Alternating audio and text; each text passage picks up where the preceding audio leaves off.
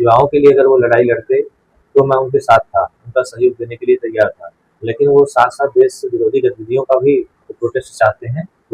मेरा नाम श्वेता पांडे, अधिवक्ता, सिविल कोर्ट जौनपुर। जिस प्रकार से नीट पेपर जो रद्द हुआ था, उसको लेकर जंतर मंतर पर धरना प्रदर्शन हो रहा है, उसको लेकर क्या कहना चाहेंगे? हम यही कहना चाहेंगे कि जो युवाओं की मांग है हम्म, कि यह जो आए दिन पेपर लीक हो रहा है, इस घटना का संज्ञान माननीय प्रधानमंत्री जी को लेना चाहिए और उसका संज्ञान लेकर के आगे ऐसी कार्रवाई होनी चाहिए, ऐसी परीक्षा की शुचिता को बनाए रखना चाहिए जिससे पेपर लीक ना होने पाए। और प्रदर्शनकारी दोषियों के लिए फांसी जैसी सजा की मांग कर रहे हैं। क्या भारतीय कानून में इसकी कोई संभावना है? नई भारतीय कानून में तो ऐसे प्राविधान अभी तक नहीं है, लेकिन ऐसे प्राविधान अगर लाए जाते हैं तो वो स्वागत योग्य है, क्योंकि यदि युवा हमारे देश की तकदीर है और यही हमारा भविष्य है, अगर वो ऐसी मांग कर रहा है तो ऐसे अमेंडमेंट करने में कोई दिक्कत नहीं इसमें आपने देखा होगा 20 से 21 बच्चे आत्महत्या कर लिए। है। ऐसे लोग मतलब इस प्रकार को जो घटनाक्रम हो रहा है, इसको लेकर क्या कहेंगे? नहीं, हम ये अपील करेंगे, बच्चों से अपील करेंगे, सभी युवाओं से अपील करेंगे कि आप लोग जो है धैर्य से काम लें और जीवन एक बहुत ही अनमोल है, अमूल्य है, इसको आप मत खोइए और धैर्य के साथ जो है सबको अपना अहिंसात्मक तरीके से आप प्रदर्शन में करिए, लगे रहिए। सरकार आपकी बात निश्चित रूप से सुनेगी और उस पर कार्रवाई भी करेगी, अमल भी कर रही होगी सरकार। और अभी हमने जो दूसरी बार परीक्षा हुई है नीट की, उसकी सटीकता को देखते हुए तो हमें ये लग रहा है कि सरकार इस पर काफ़ी संवेदनशील है और संवेदनशील तरीके से उसने परीक्षा को कराया और वह परीक्षा शांतिपूर्ण सफल रही और उसमें किसी प्रकार के लीक आउट का मामला नहीं आया है। सरकार का के लिए यह भी जो है सरकार की तरफ से किया गया कदम, यह भी स्वागत के योग्य होना चाहिए। इसलिए युवाओं को धैर्य नहीं खोना चाहिए। आप जीवन बहुत महत्वपूर्ण है, उसको बचा के रखिए। आप हमारे देश की तकदीर हैं। मैं तो मेरा यही आह्वान है युवाओं से। क्या जिस प्रकार से सोनम वांगचुक जी 19 दिन तक धरना प्रदर्शन किए, तीसरे दिन उन्हें पुलिस ले गई हॉस्पिटल में। क्या इन बीच आपको नहीं लगता प्रधानमंत्री जी से या शिक्षा मंत्री जी से या किसी भी ऐसे लोगों से उनको बात करना चाहिए जिससे उनकी बातों को रखा जा सके? सोनम वांगचुक जी चूँकि एक विवादित व्यक्तित्व के व्यक्ति हैं, इसलिए मैं उस पर बहुत कोई टीका-टिप्पणी नहीं करना चाहूँगा। वो सरकार से जो है पहले भी नाराज़ रहे हैं और गलत गतिविधियों में उनकी संलिप्तता पाई गई थी, ऐसा सुनने में आया था। मैं उसको पूरी तरीके से नहीं जानता हूँ कि क्या प्रकरण था, लेकिन जहाँ तक युवाओं की बात है, युवाओं के लिए अगर वो लड़ाई लड़ते तो मैं उनके साथ था, उनका सहयोग देने के लिए तैयार था। लेकिन वो साथ-साथ देश विरोधी गतिविधियों का भी प्रोटेस्ट चाहते हैं, उस पर मैं उनका साथ नहीं देता।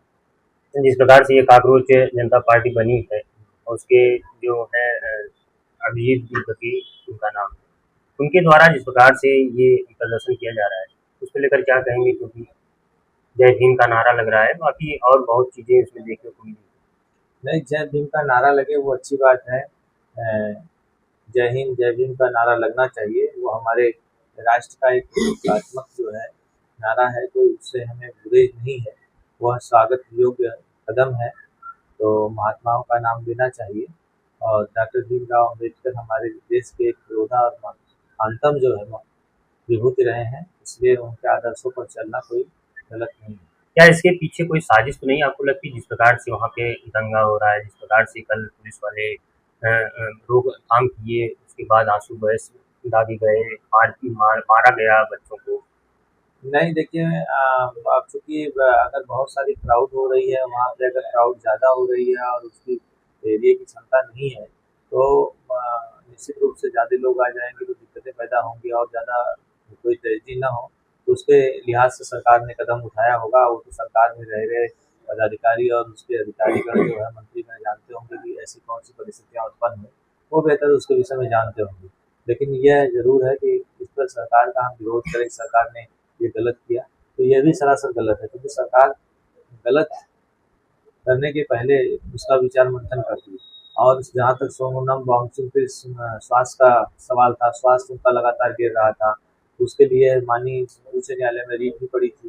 तो ये बहुत सारे कारण हैं। अब ये पता लगाना है कि सरकार ने ऐसा कदम उठाया कि माननीय न्यायालय के आदेश से उठाया गया, तो ये एक अलग विषय है।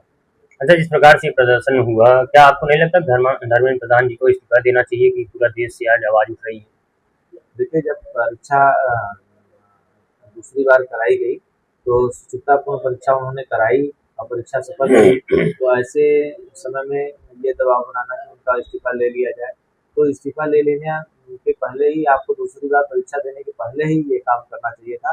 जिस समय पेपर लीक आउट हुआ उस समय तो लोगों ने अवेयरनेस नहीं दिखाई, तो मैं युवाओं को भी बोलूँगा कि समय से अवेयरनेस दिखाइए, समय के साथ जो है अपनी आपत्ति दर्ज कराइए। समय निकल जाने के बाद आप आपत्ति अगर राजनीतिक जो है विरोधी पार्टियों के साथ मिल करके आपत्ति दर्ज करा रहे हैं, तो ये तो एक विरोधी खेलने का काम है।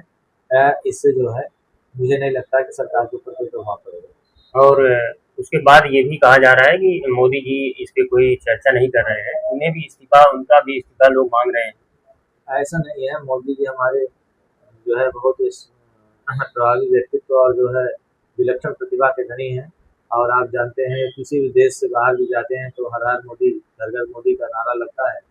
तो निश्चित रूप से जो काम अदिति काम माननीय प्रधानमंत्री जी ने किया है वो किसी और के द्वारा आज तक 70 सालों में नहीं किया गया।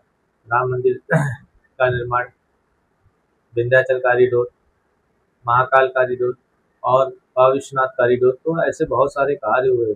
और आप देखेंगे इंफ्रास्ट्रक्चर के क्षेत्र में इतनी ज़्यादा सड़कें खोल लें, आप इस जौनपुर में देखिए कितने सारे जो ओवर ब्रिज बन रहे हैं, नईगंज में बन रहे हैं, जगदीशपुर में बन रहा है, जफराबाद में बन रहा है, तो बहुत सा और जो है आपके यहाँ रिंग रोड बन रही है, जौनपुर जैसे शहर में रिंग रोड बन रही है, तो आप उस पर भी जाइए कि कितना विकास किया जा रहा है। जो 70 सालों में विकास नहीं हुआ वो विकास हो रहा है। जौनपुर में एक नया पुल बन रहा है शहर के मंदिर जो है शास्त्री ब्रिज के बगल में। राम मंदिर को लेकर आपने कहा कि वहाँ पे ऐसा काम हो, लेकिन जिस प्रकार से इसमें चर्चा हो रही है चंदा चोरी की, उसको लेकर क्या कहेंगे, क्योंकि बड़े पैमाने पे ये सब मामला आया है। चंदा चोरी के संदर्भ में जो है ये हम इतना ही कहेंगे कि उसमें जो चीज़ आरोप है वो ट्रस्ट का मामला है, उससे सरकार का कोई लेना देना। सरकार ने मंदिर का जो है फैसला आने के बाद जो शुचिता करनी चाहिए थी, जो व्यवस्था करनी चाहिए, तो व्यवस्था करके वो मंदिर ट्रस्ट को दे दिया, और मंदिर ट्रस्ट के पदाधिकारियों की जिम्मेदारी है कि उसका कार्यान्वयन सही तरीके से करें। अब उसमें सरकार को घसीटना, माननीय प्रधानमंत्री जी को घसीटना, ये जो है कहीं से न्यायोचित भी नहीं है, और ये एक राजनीतिक परिप्रेक्ष्य में लोग कर रहे हैं। मैं इसका पुरजोर खंडन करता हूँ, और यह आपके माध्यम से आह्वान करता हूँ कि ये एक ऐसा प्रधानमंत्री आपको मिला हुआ है जो कि राष्ट्र के विकास के लिए 18-18 घंटा काम कर रहा है। उसको आप देखिए और उनके कार्यों को देखिए, आप किसी के बहकावे में न जाइए। पेपर लीक जैसा मामला लगातार पिछले कई वर्षों से आता रहा है, ऐसे में इसका रोकथाम कैसे होगा, और इस प्रकार की जो समस्याएं आ रही है कैसे सही? नहीं, देखिए, सरकार पहले इस पर सख्त कानून को लाने के पर विचार कर रही है। हमारा ख्याल है कि सख्त कानून हमारे माननीय मुख्यमंत्री योगी जी ने बनाया है कानून की, जो है जो लोग पेपर लीक के मामले में संलिप्त होंगे उनके विरुद्ध जो है दंडात्मक कार्रवाई की जाएगी, और बहुत सारे उनके लिए ये नियम कानून बनाए गए हैं। मैं उसका अभी संज्ञान लिया नहीं, पढ़ा नहीं उस कानून को। लेकिन आपको भी ये लगता होगा पहले की सरकार की अपेक्षा इस समय पेपर लीक का मामला कुछ ज्यादा ही बढ़ गया है। देखिए, हम तो पेपर लीक में ये मानेंगे कि ये इसमें जो है सरकार की संलिप्तता नहीं है, लेकिन विपक्ष की संलिप्तता जरूर है, क्योंकि विपक्ष के पास कोई मुद्दा है नहीं, तो एक मुद्दा बनाया जा रहा है। आज विपक्ष पूरा एकजुट हो गया है जंतर मंतर पे, और पूरा देश में प्रदर्शन। कोई विपक्ष एकजुट वगैरह नहीं है, विपक्ष बिखरा हुआ है। विपक्ष के पास न कोई आइडियोलॉजी है, न उनके पास कोई विचारधारा है, न देश के प्रति या राष्ट्र के प्रति उनकी कोई संवेदनशीलता है, उनके पास कोई विचारधारा है ही नहीं। और मोदी जी के सामने तो कोई दूर दूर तक टिकने वाला नहीं। क्या कहना चाहेंगे जो प्रदर्शन इसमें हो रहा है, छात्रों के लिए क्या कहना चाहेंगे? छात्रों से मेरी अपील है कि आप देश का भविष्य है, राष्ट्र के भविष्य है, आप लोग इस प्रदर्शन से जो है अपने आप को दूरी बनाइए, वापस जाइए और अहिंसात्मक रूप से अपनी बात को कहिए, और हिंसा का कतई रास्ता मत अख्तियार करिए।